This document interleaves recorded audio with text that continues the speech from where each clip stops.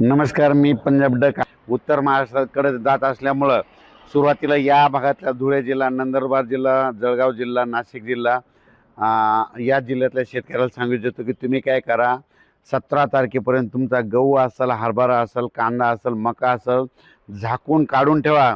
कारण की 18 तारखे 18, 19, 20, 21च्या दरम्यान उत्तर महाराष्ट्राकडं, खानदेशकडं चांगला पावसाळ्यासारखा पाऊस पडणार आहे. म्हणून हा अंदाज लक्षात घ्यायचा. म्हणजे सांगायचं झालं, हे पाऊस उत्तर महाराष्ट्रातच नाही तर संपूर्ण राज्यभर पडणार आहे. काही ठिकाणी 17 तारखेला सुरू होणार आहे.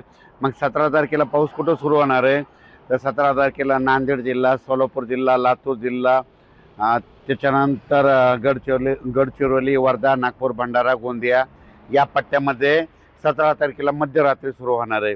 त्याच्यानंतर 17 तारखेला विदर्भ, पूर्व विदर्भ आणि पश्चिम विदर्भ, वर्धा, नागपूर, भंडारा, गोंदिया, चंद्रपूर, यवतमाळ, वाशिम, हिंगोली, अकोला, बुलढाणा, परभणी ह्या पट्ट्यामध्ये काय होईल, 17 तारखेला मध्यरात्रीपर्यंत पाऊस येणार आहे. म्हणून हा अंदाज लक्षात घ्यायचा. पश्चिम महाराष्ट्राकडे सातारा, सांगली, सोलापूर, कोल्हापूर, पुणे, अहिल्यानगर या भागात तुम्हाला एक सांगू इच्छितो की जवळपास म्हणजे 18, 19, 20 या 3 दिवस काही ठिकाणी पावसाळ्यासारखा पाऊस पडणार आहे. कुठं रिमझिम पडणार आहे. जिथं पाऊस नाही पडला तिथं नुसतं जोराचं वारं देखील सुटणार आहे. म्हणून हा अंदाज सर्व शेतकऱ्यांना लक्षात घ्यायचा. मराठवाड्यात देखील तशीच परिस्थिती राहणार आहे. मराठवाड्यामध्ये 18, 19, 20, 21 4 दिवस पावसाळ्यासारखा काही ठिकाणी पाऊस पडणार आहे.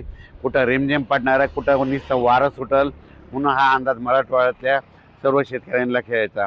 त्याच्यानंतर हे वातावरण 21 दिवस आहे, पण त्याच्यानंतर परत एकदा पुन्हा पाऊस येणार आहे. मग परत कधी येणार आहे तर परत 24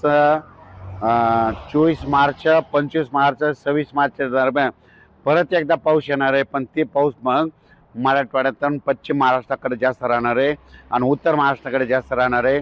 म्हणून हा अंदाज लक्षात यायचा. म्हणजे सांगायचं झालं तर 2 टप्प्यामध्ये पाऊस आहे.